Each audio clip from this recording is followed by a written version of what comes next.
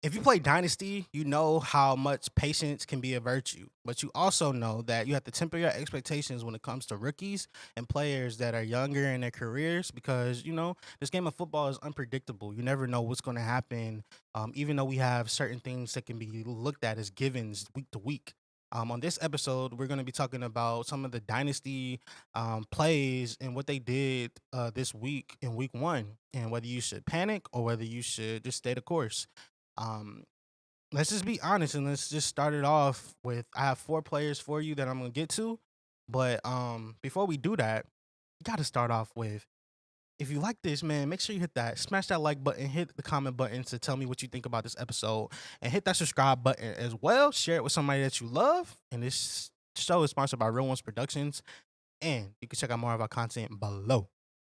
Coming up first, Mac Jones, New England Patriots. Now, coming out of Alabama, this man was regarded as a game manager, and I didn't really look at him like that because he was just dicing up defenses. A lot of it was mainly just because it's like you have a lot of high profile talent on your roster at Alabama, and it's all you got to do is just really get them the ball in space and let them be great. And it was really the supporting cast at Alabama that kind of elevated Mac Jones, at least we thought it was.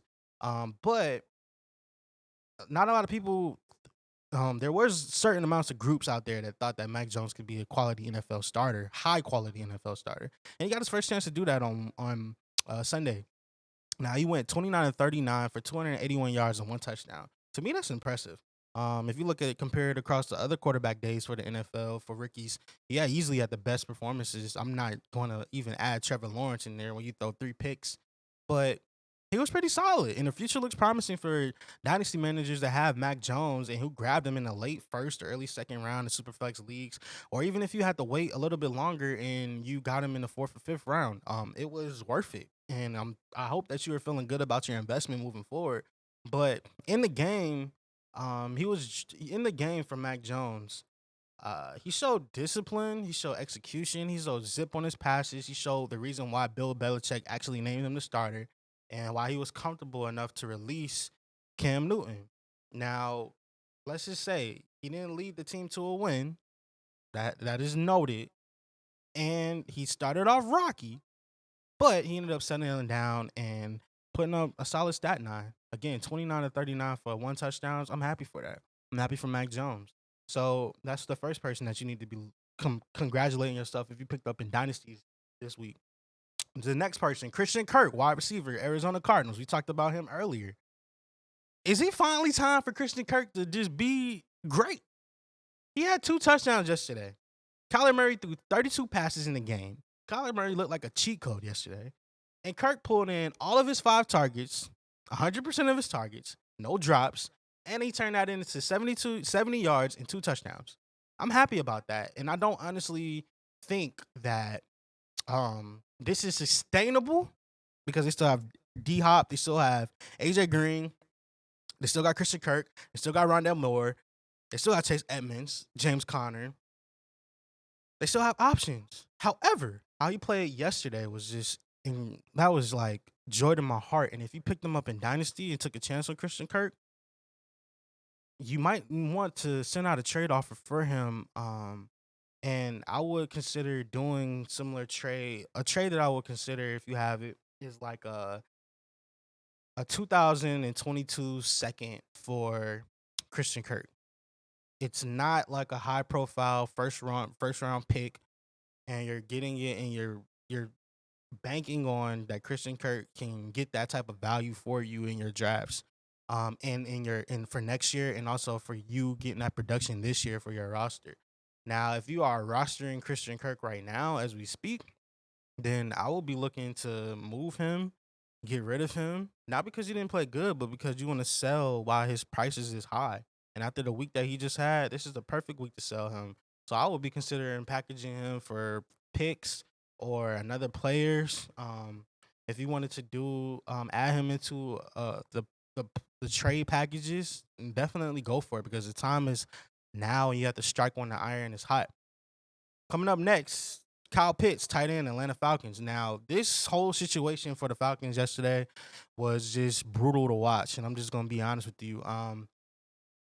It was not a lot of production. But if you look at it deeper than the surface, The Falcons' offense was just horrible when it comes to pushing the ball down the field.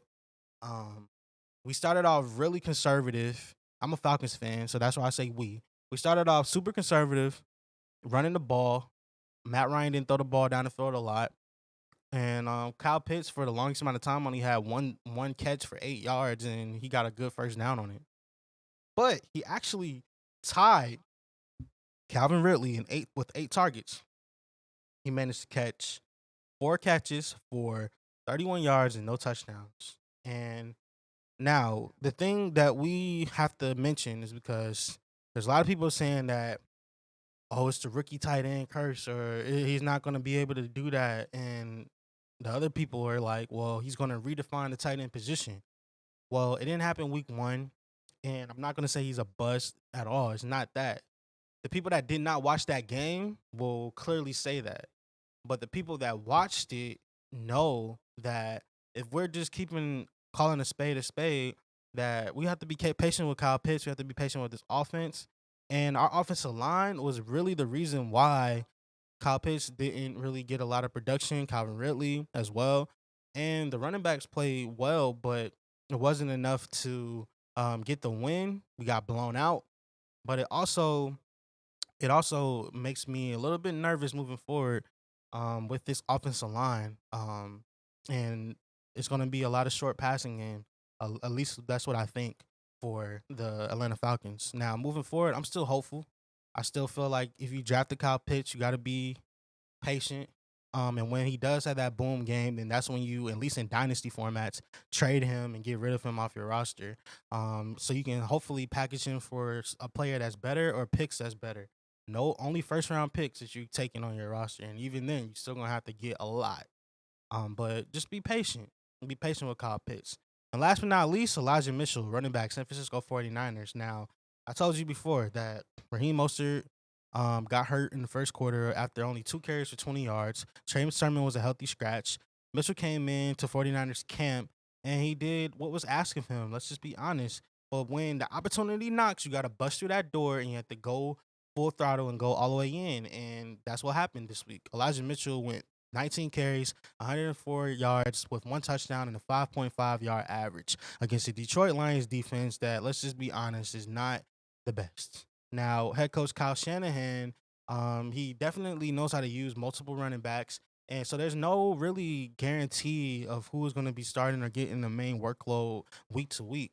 So it kind of tempers my expectations. So we have to wait to see what the extent of Raheem Mostert's injury is. But if you stash Elijah Mitchell on your taxi squad, good job. But don't activate him yet, because once you activate him off your taxi squad, you can't put him back. Just be patient, give it a couple of weeks so we can see how this shakes out, and then we'll reevaluate this in a couple of weeks. This is for the dynasty heads that's out there. And yes, we're gonna be getting into dynasty this week, and these are 4 players that I'm looking at highly looking at this week, and whether you need to be patient with them or whether you need to go ahead and pat yourself on the back. Definitely send out some trade offers for Christian Kirk. Well, try to trade him, try to move him and sell him at his highest right now.